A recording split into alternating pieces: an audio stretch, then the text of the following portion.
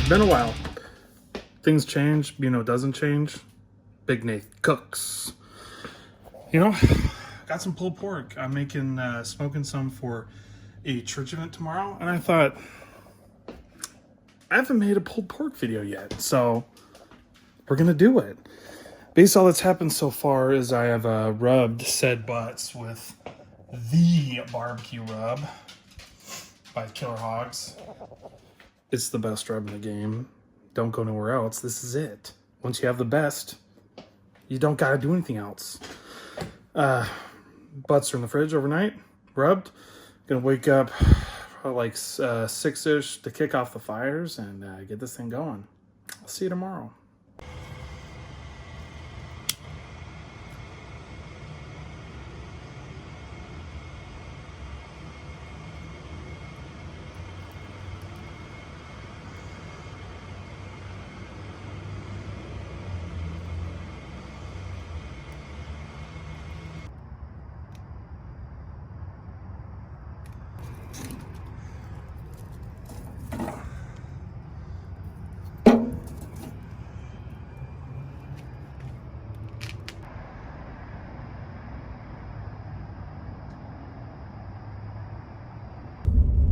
Got the fire lit.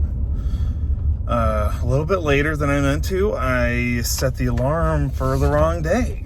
So it's like 6:50, but we're letting the smoker come up to temp and doing the next important process. Get some coffee.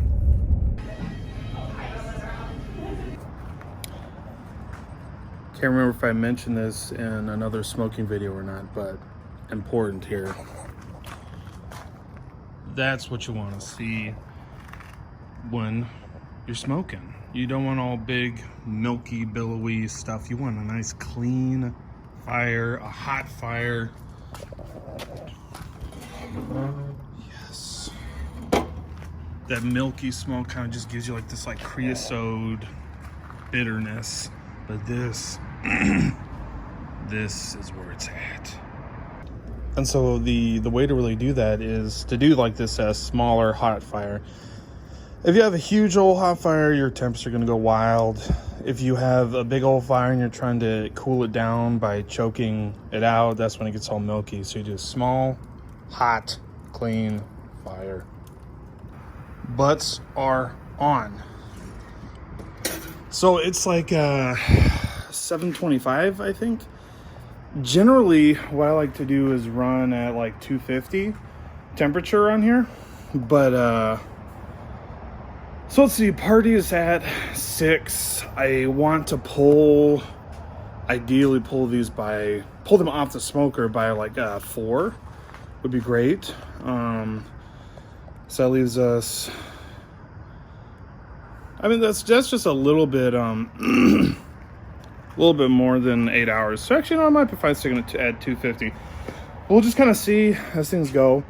Might end up doing like 275, which will be totally fine. Even up to 300, you can't really tell a difference in the end product. Chicken onion a little bit. Little barbecuer's hack. So I can see basically from inside in the kitchen where I'm running temp-wise with this little black tape here. So I can just see it line up. Look at that. Dead nuts 250, baby. Perfect.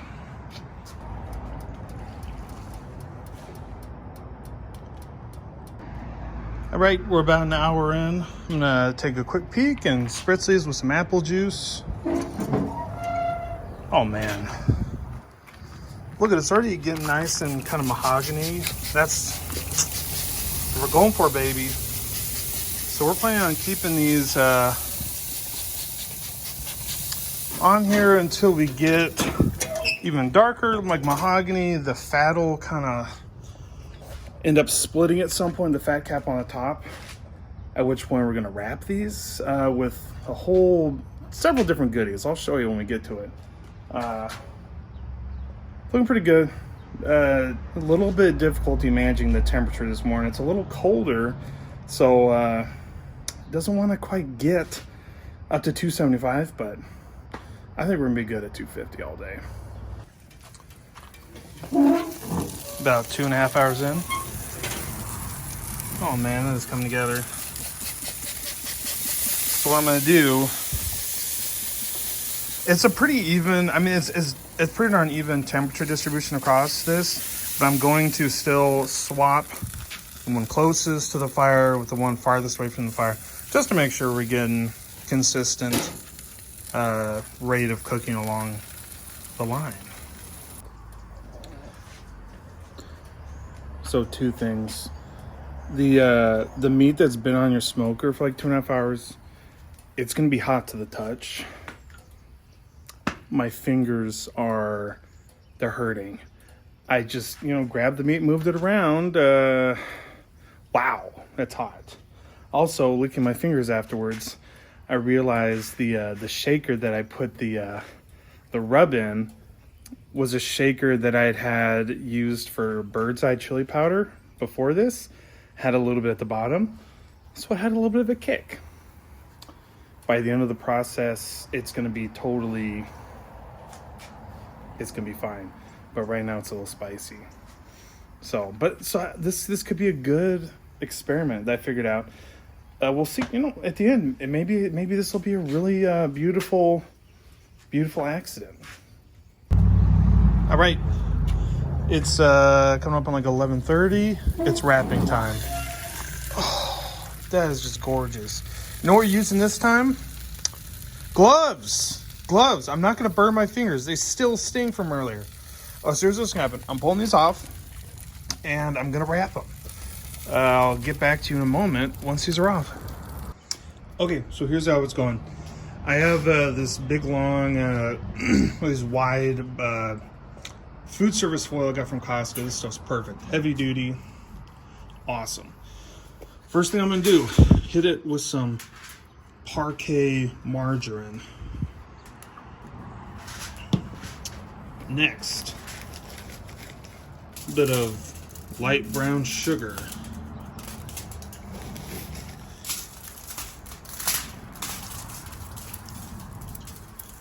Next, some more rub.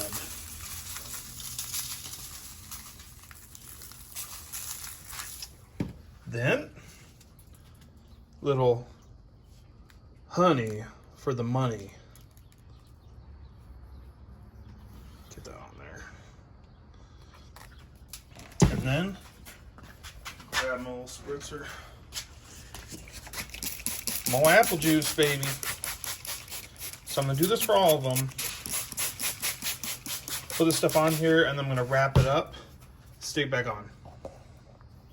And I'm double wrapping, by the way. And there we go. All right, so I temp checked them while they're out. Got like 165, 155, 145. So that's why I kind of ranged. This is the biggest boy also, so I'm getting him close to the firebox. Really, from here on out, we're just trying to get up to temperature. So we're going for 200 or a little under 200. Really, whatever. Basically, as high as we can get. If we don't get 200, we're getting as high as we can by 3 o'clock, which is like 3.5 hours. So we're looking pretty good. I think things are really moving in a good tempo. At this point, you honestly could just put stuff in the oven, but because the meat's not gonna see any more smoke. It's just gonna be seeing heat. But I'm kind of enjoying just sitting out here on this lovely day. So I'm gonna keep it on the smoker for now. I'm like, oh baby, we are right to the bone. Because you want it, when you poke it in, you don't want to hit the bone. Dude, perfect. So like literally like 5 minutes on pulling this middle guy right away. He's next to you. I'll just in the next few minutes pull him off. We're there, dude. We're like right on time, dude. Like, heck yeah. I was a little worried. 1 o'clock or like 1:30 came around, and I was like, it's like 175. Are we gonna get these off by 3? Is this gonna be fine? They made the turn. So basically, what we're doing now, we're gonna rest these. We're gonna get a good 2 hours of rest on these, and then I'll separate them out, pull them, and we're on the way to the party. And now we enter the most difficult part of the whole process: letting this rest for 2 hours before opening it. The wait is over. Here's kind of what I'm gonna do. I'm putting so this is gonna be the final tray that the pork's gonna be delivered in. I'm putting the butts in here to unwrap them to make sure I capture all the juice. I'll be piecing them apart in here and then chopping up with my weapon of choice here, nice heavy cleaver. And yeah, let me show you kind of the anatomy of these as I break them down. All right, first one's out of the foil. Look at all this. Basically, all that stuff in the foil like made its own barbecue sauce. Between the margarine and the fat drippings, it just kind of... Anyways, look at this. Are you kidding me? Look at that. That's incredible. There's the blade. So, the pork butt's made up of several muscles. You can see one kind of splitting up right here.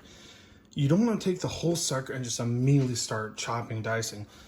Because in between some of these muscles, there's some gnarly fat going on. So, I like to kind of pull bits of them out. See, this is looking pretty good so far. Oh my gosh, look at just falling apart. See right here, some kind of goop we're gonna want to get rid of. I forgot the trash can. I'll just set over here for now. Yeah. Okay, this one's actually turned out pretty darn clean. Another little kind of gloob, fat. Break this guy apart. Oh my gosh, just look. You gotta be kidding me. This is the best. This is like, oh, okay, so here we go. We got a little bit of, see, there's a little bit of the gnarliness that we're gonna get rid of. But this is why you gotta start kind of with your hands in there, and it's gonna be blazing hot, even after I rest it 2 hours. So what I have here, I have these cotton gloves that I cover with a neoprene glove. No, not neoprene, it's something, but it's a good little strategy here.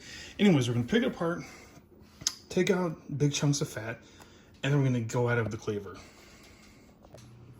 All right, after cleavers.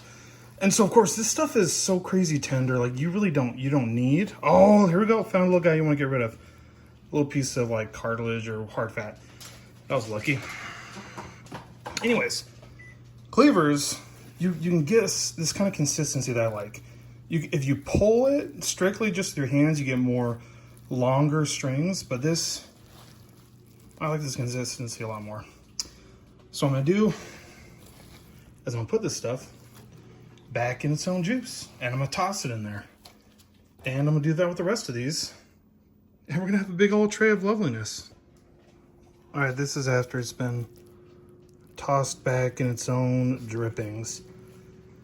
Just the most moist, incredible stuff you've ever seen. Oh! Hey